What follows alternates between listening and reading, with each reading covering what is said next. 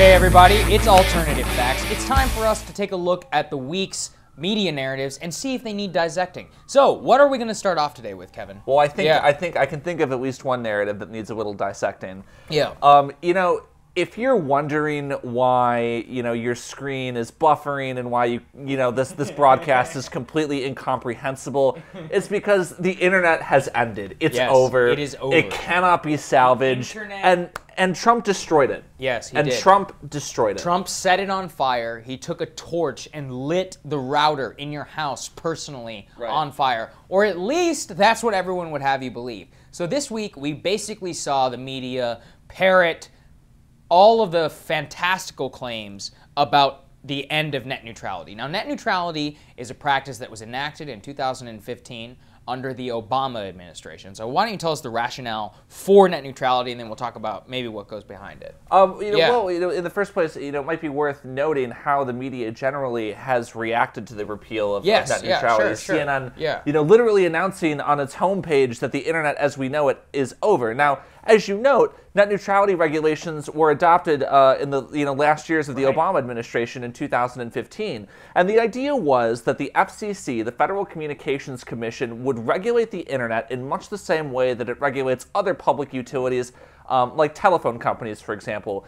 to ensure equality of access and equality of service. Now, there are lots of good arguments, I think, on both sides of the net neutrality issue. I don't really want to get into a kind of policy discussion about its relative merits, but it's important to note that the internet operated without any government regulation whatsoever in this country for basically the entirety of its existence until about a year and a half ago. So what's so bizarre about CNN's headline and about the other media narratives that have been pushed in the aftermath of net neutrality's repeal today is that we're going back to the internet of 2015. We're going back to the internet of 15 months ago. What I want to note too is just how much they have parroted some of the absolute alarmist rhetoric that you're seeing coming out of places like Reddit, lots of other social media sites, a lot of younger people, who go on these sites to browse, pictures of cats, I guess, and at the same time are fed net neutrality propaganda. And I think that is what feeds into some of these alarmist headlines that we're seeing from everybody, and these young tech reporters at Gizmodo and Vulture, who are total ideological fanatics. Yeah, absolutely. Acolytes of Google, Amazon, all of the big tech companies who have parroted just the most rank nonsense about net neutrality. There was, one tweet I saw yesterday, tens of thousands of retweets, predicting that if, net neutrality were repealed, Google would start charging, $1.99 per search or something like that. Or, YouTube would start, charging, so, it would become a subscription-based platform or something like that without these rules. This is just ridiculous. It's also worth noting that the net neutrality rules that were instituted by the Obama administration elicited a very serious, very strong legal challenge.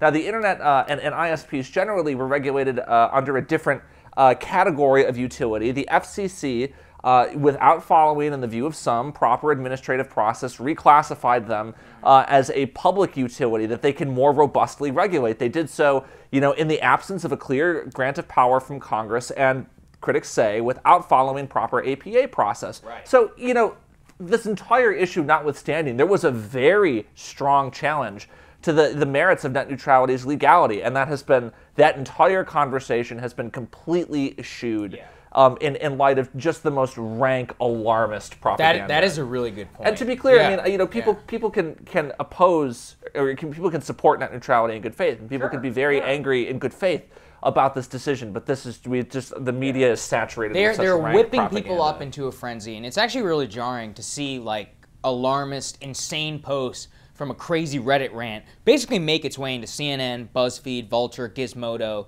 etc. And the attacks on Ajit Pai, the chairman of the FCC, are really disgusting. I mean, people are leaving signs outside of his home, threatening his children. Somebody called a bomb threat in to the FCC hearing today. It's totally unhinged, and the reason it's unhinged is because they're repeating these assertions to you completely unchallenged. As Kevin said, there are a lot of reasons to oppose it. There are a lot of reasons to be for it. I doubt that many of the people who are for it, who are against it, can even see their their viewpoint in the mainstream media today. And you know, the fanaticism. Yes, the fanaticism that this issue elicits is crazy to me. I mean, you mentioned the bomb threat that was called into today's FCC meeting. I mean, somebody out there cares so much about efficiently streaming pornography and is so horrified at the prospect of buffered porn that they would call in a bomb threat to a federal agency.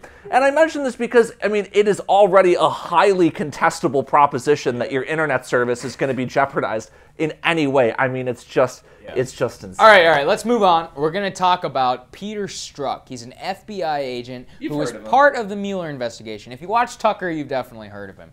But so this FBI agent sent anti-Clinton or anti-Trump, pro-Hillary text messages to his girlfriend, mistress. He's married.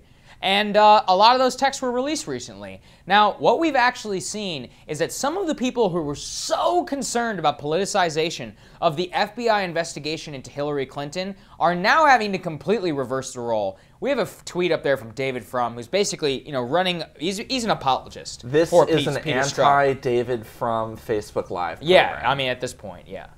I mean, it's just what I think is crazy is that, this FBI agent harbored a clear bias towards Hillary Clinton and a clear bias against the president. And days after sending his text messages, he was interviewing top Clinton aides, Huma Abedin, Cheryl Mills, who lied to him, definitively lied to him in that investigation, were not pressed charges. And later, he is the man who interviewed Hillary Clinton.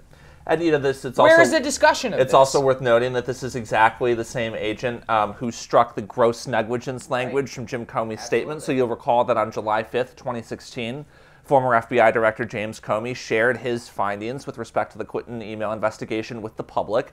And he said that Hillary's handling of her private email server had been, quote, extremely careless.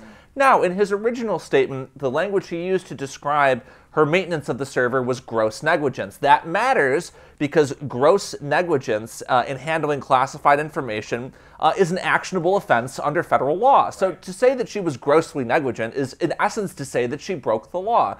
And it was this very agent who we're discussing who struck that language in favor of extremely careless or something to that effect. So there you go. I mean, this... And it's also worth noting that this mistress of his, this woman with whom he was exchanging these anti-Trump messages, was also an FBI agent who was also involved on the Hillary Clinton investigation. They're using their FBI cell phones. But, what we have to talk about here is all over our Twitter feeds, we are seeing journalists saying, oh my gosh, turns out FBI agents have political opinions. Yeah, well, those political opinions are just fine with you guys when they align with yours. And that's why there's no real scrutiny of what's happening here. No, there really isn't at all. And, what's important to note here is that there were dozens of agents who were involved in this investigation. They were supervised by other career officials and by political appointees. The fact that these two agents that we know of had strong anti-Trump bona fides does not in itself jeopardize the integrity of the investigation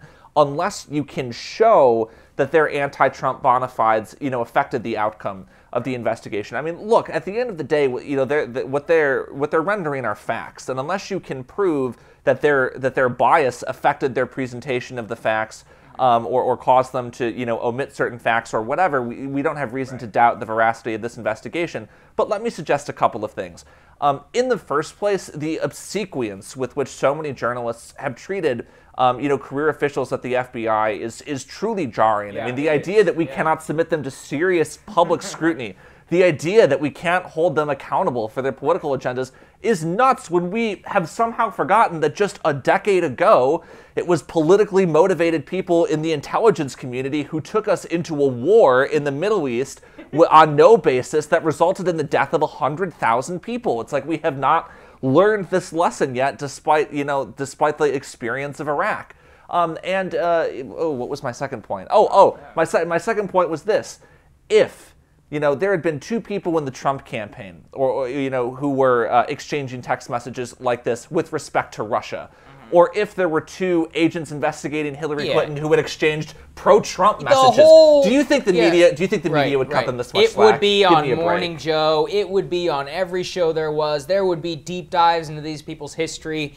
This exactly shows the double standard that we want to talk to you guys here about. But thank you guys so much for joining us. That's Alternative Facts. We'll be back at you next week. Merry Christmas.